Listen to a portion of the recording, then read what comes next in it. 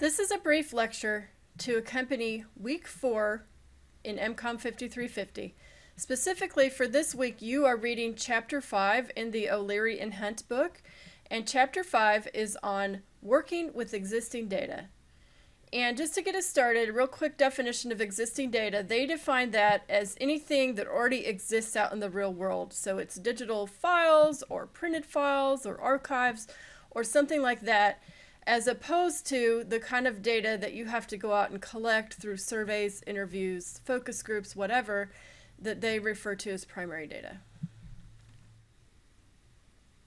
Really, what's being addressed in this chapter is all the different techniques and sources that you can use to gain insights on your workplace project in the very earliest phases. The techniques described in this chapter are ones that are probably just as applicable to academic research as they are to workplace research. They really refer to that early investigative instinct where you just want to discover everything you can about a topic and you might not even really know what you're looking for yet.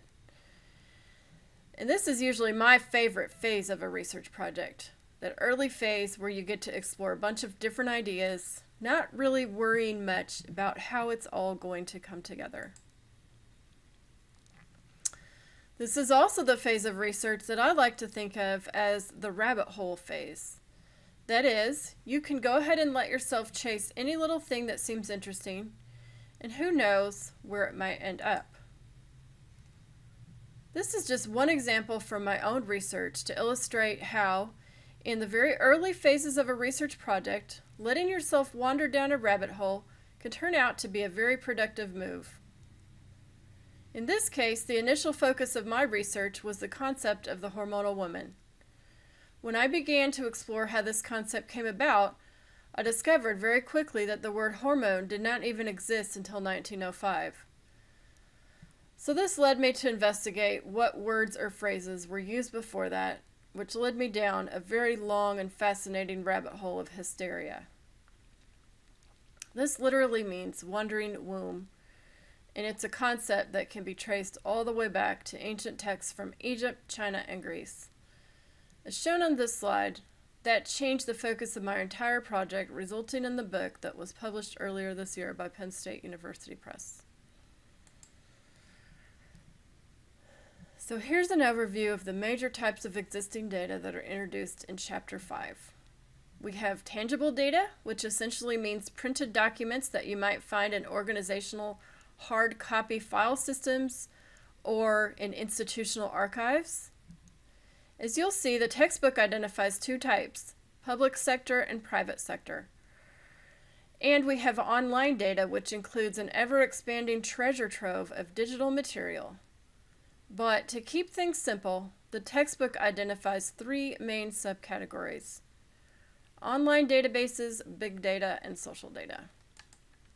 I think the discussion of big data and social data on page 127 is especially interesting, and I'd encourage you to think about the ways in which data from these categories might be useful in helping you lay the foundation for your project. Big data is a concept you will hear about in almost every discipline today. The ever-increasing amounts of digital data that are generated on a daily basis, just through ordinary activities of institutions and individuals in transforming how we approach research in scientific fields such as medicine, but also in the business world and in humanities disciplines such as history, literature, and classics. The key distinction that your textbook offers is that big data is generated by institutions and organizations, whereas social data is generated by individuals.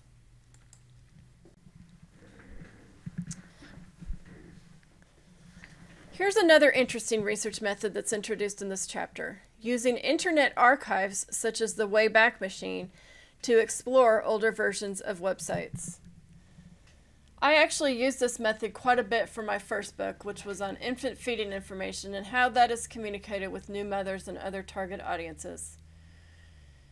In another fruitful journey down a rabbit hole that I pursued for that book, I came across older marketing websites for infant formula products using the Wayback Machine.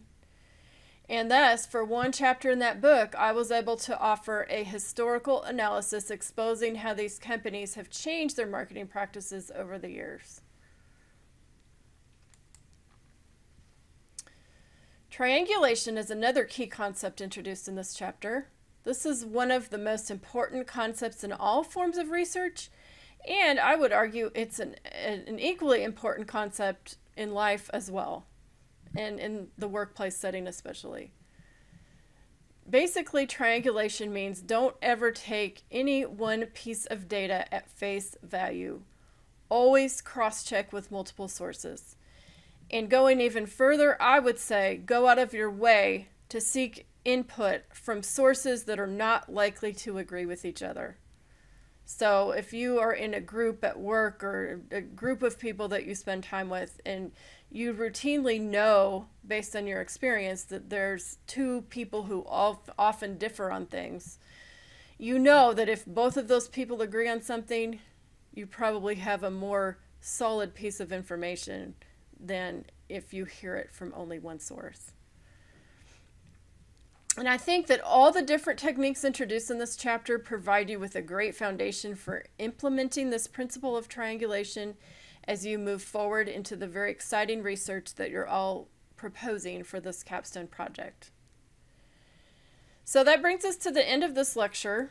And as I said at the beginning, you don't have any discussion forums or anything like that for this week. So probably when you're listening to this lecture, you're still waiting for me to respond and give you a grade on your proposal, but that's okay. The idea for this week is to go ahead and start exploring, go ahead and start using this existing data, whatever that might mean in the context of your project. And you don't need to wait for me to approve your proposal before you start doing that. I just encourage you to get started and go ahead and chase those ideas down rabbit holes now in these early phases, and we will worry more about focus and, goals and conclusions and all of that stuff later.